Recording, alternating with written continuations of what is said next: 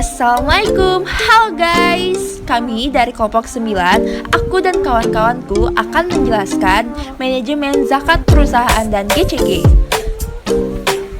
Dan ini dia anggota-anggota dari kelompok 9. Yang pertama ada Dinda Ananta, Wardatul Janati, Putri Salsabila, dan yang terakhir Tahara Masyita. Keep on watching and enjoy! Zakat perusahaan adalah zakat yang dikenakan atas suatu perusahaan yang menjalankan usahanya, yang dapat bertindak secara hukum, memiliki hak dan kewajiban, serta memiliki kekayaan sendiri. Kewajiban zakat perusahaan didasarkan pada keumuman makna harta atau al-mal yang terdapat dalam ayat Al-Quran dan hadis Rasulullah SAW sebagaimana terdapat dalam Quran Surat At-Taubah ayat 103. Di Indonesia sendiri, ketentuan mengenai wajib zakat atas keuntungan perusahaan telah ditetapkan dalam ketentuan mengenai zakat perusahaan di Indonesia yang mengacu pada Undang-Undang Nomor 23 Tahun 2011 tentang pengelolaan zakat pasal 4 ayat 2 huruf C perniagaan dan huruf G perindustrian. Di samping itu juga terdapat Peraturan Menteri Agama Nomor 52 Tahun 2014 tentang syariat dan tata cara penghitungan zakat mal dan zakat fitrah serta pendaya gunaan zakat untuk usaha produktif. Pendapat pertama yang dikemukakan oleh Syekh Abdurrahman Isa dalam kitabnya Al-Mu'amalah Al-Hadisah wal Akamuha mengatakan bahwa yang harus diperhatikan dalam mengeluarkan zakat yaitu melihat dulu bagaimana status perusahaan. Yang pertama yaitu jika perusahaan tersebut adalah perusahaan yang bergerak di bidang layanan jasa semata seperti biro iklan, biro perjalanan dan perusahaan hotel, maka saham tersebut tidak wajib dizakati karena saham-saham tersebut terletak pada alat-alat, kemudian perlengkapan, gedung-gedung, dan sarana dan prasarana lainnya. Namun, keuntungan yang diperoleh dimasukkan ke dalam harta para pemilik saham, lalu zakatnya dikeluarkan bersama harta lainnya jika telah mencapai nisab dan haul.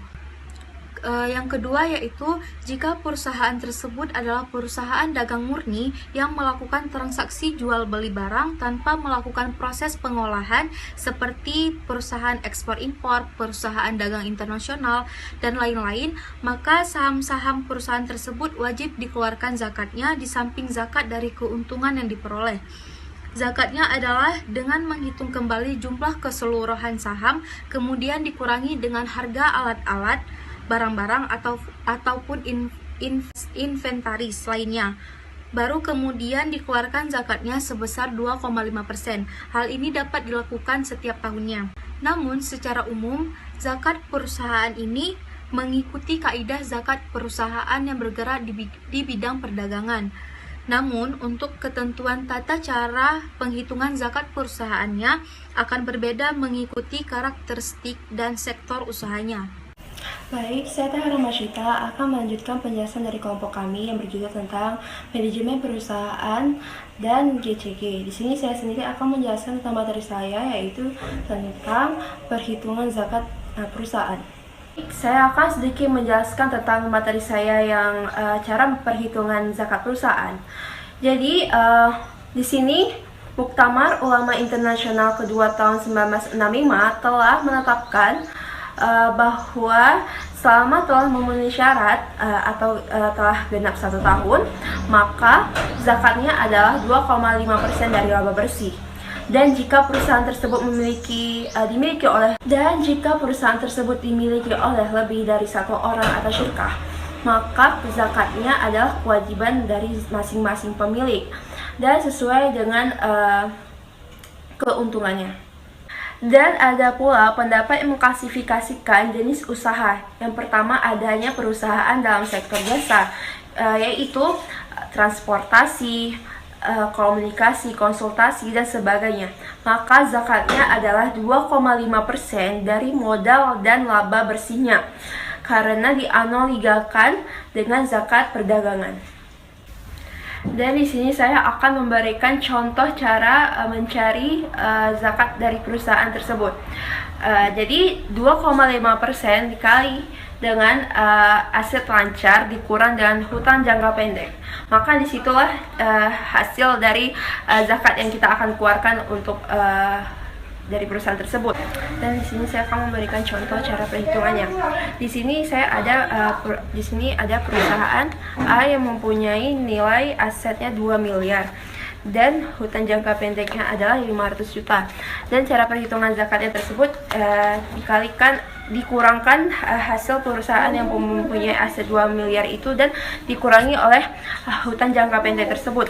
Setelah dikurangkan baru dikalikan dengan 2,5%, disitulah hasilnya, dan disitu maka segitulah hasil dari zakat perusahaan tersebut untuk mengeluarkan zakat.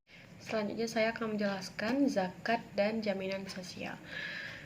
Zakat dari sudut syariat diartikan bagian dari kekayaan yang dipungut dari orang kaya untuk disalurkan kepada masyarakat miskin.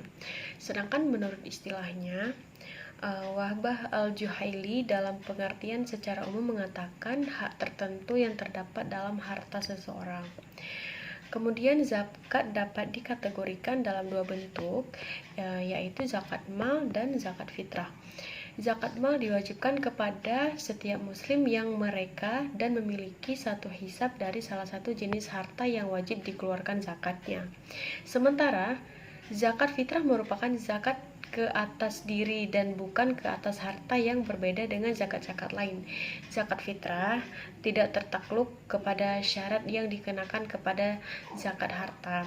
Zakat fitrah disyariatkan dengan tujuan untuk menyucikan jiwa orang-orang yang melaksanakan puasa di bulan Ramadan, sekaligus memberi makan kepada orang-orang miskin dan mencakup keperluan mereka ketika di hari raya.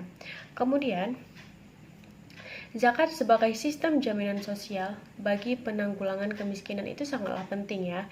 Maka zakat dan jaminan sosial itu sebenarnya dua kategori yang sangat penting. Karena dalam pandangan Islam, setiap individu harus secara layak di tengah masyarakat sebagai manusia sehingga masyarakat tersebut dapat memenuhi kebutuhan pokok berupa sandang pangan dan memperoleh pekerjaan. Seseorang yang tidak boleh dibiarkan kelaparan, tanpa pakaian, hidup gelandangan, tidak memiliki tempat tinggal, atau kehilangan kesempatan membina keluarga walaupun orang tersebut bukanlah orang muslim gitu ya.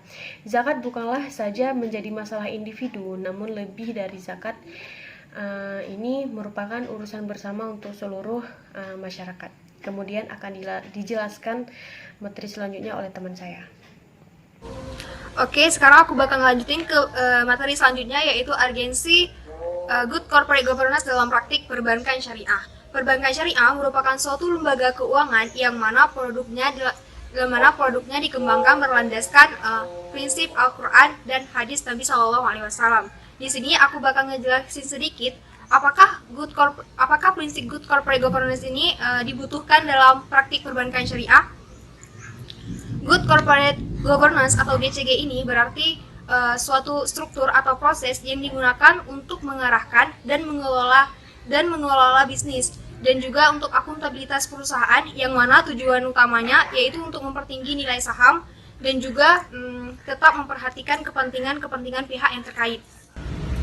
Prinsip good corporate governance ini lebih ditujukan kepada adanya tanggung jawab publik terkait kegiatan operasional bank, yang mana di sini diharapkan dapat benar-benar mematuhi ketentuan-ketentuan yang berlaku yang telah ditetapkan oleh hukum positif yang terkait dalam dunia perbankan itu sendiri.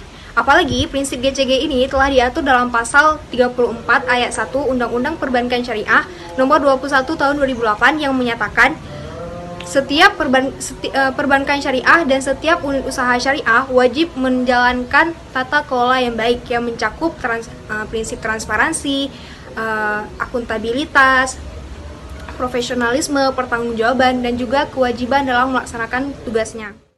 Perbankan, termasuk perbankan syariah itu sendiri, wajib melaksanakan good corporate governance ini atau tata kelola yang baik.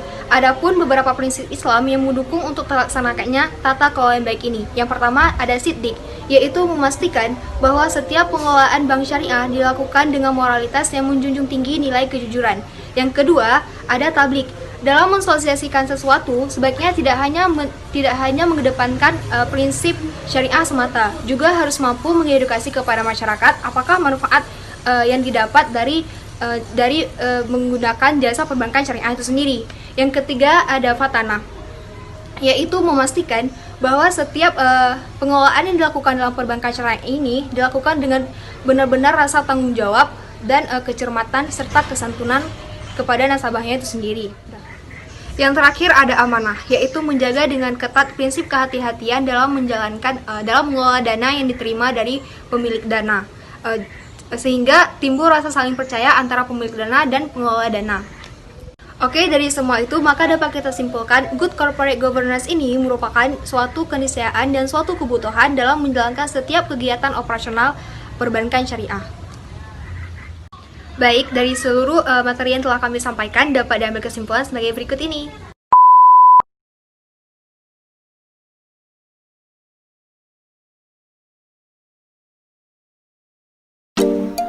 Sekian dari kelompok kami, mohon maaf apabila ada kesalahan kata. Assalamualaikum, see you guys.